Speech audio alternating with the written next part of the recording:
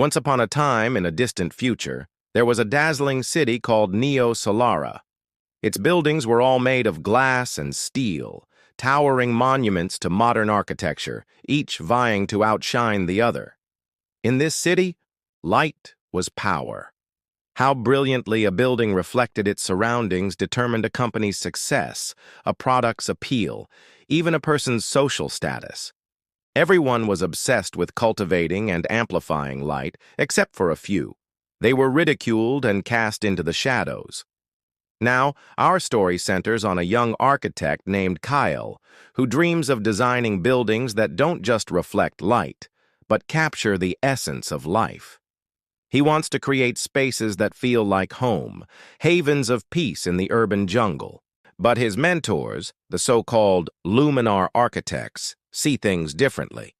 They believe architecture should only serve one purpose: to magnify and maximize brilliance. Kael's designs, with their courtyards, cool retreats, and cozy nooks, are seen as nothing but shadow-filled nonsense. One day, his mentor, the renowned architect Cyrus, gives Kael an impossible challenge. If he wants to be taken seriously, he must design a structure that uses pure darkness, a feat no one has ever accomplished in Neo-Solara. For a while, it seems like a hopeless task. Kael wanders around the city, feeling defeated. Everywhere he looks, there's light, blinding light. Just when he's about to give up, he stumbles upon a forgotten part of the city, the archives, a dimly lit, dusty section filled with old holographic schematics. As he delves deeper into the archives, he discovers blueprints for buildings that were designed not to reject light, but to coexist with it.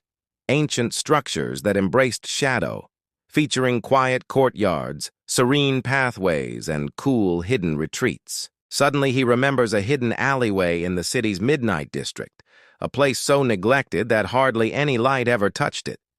It was the perfect spot to bring his design to life. And so, under the cover of darkness, both literally and figuratively, Kael began to build.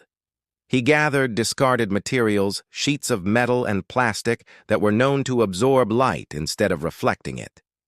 Working in secret, he created a structure that was the antithesis of everything Neo-Solara stood for. To everyone passing by, it looked like a jumbled mess, an eyesore in the cityscape.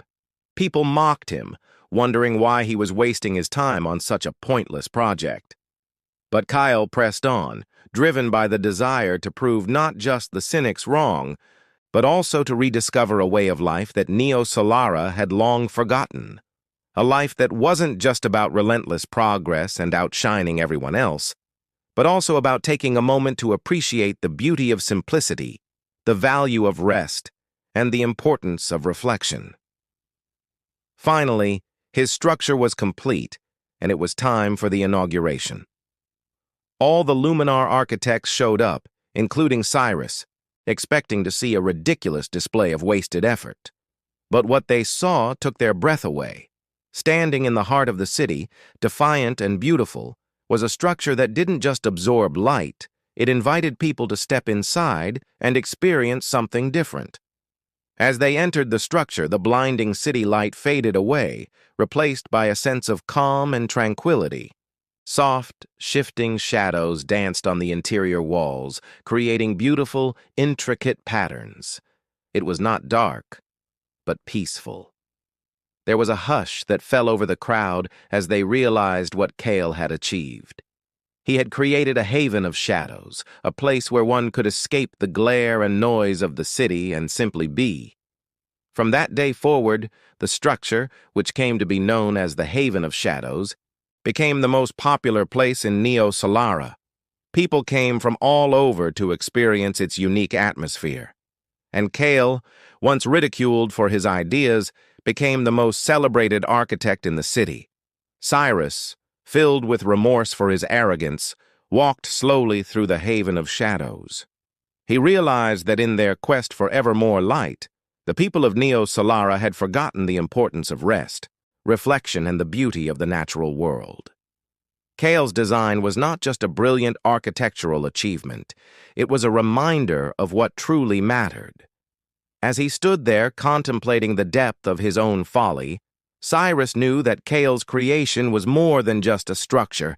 It was a testament to the power of embracing one's own darkness. Kael continued to design, his work no longer about filling a space with light, but about creating an experience, a feeling, a moment in time that would stay with the people who stepped into the buildings he created forever.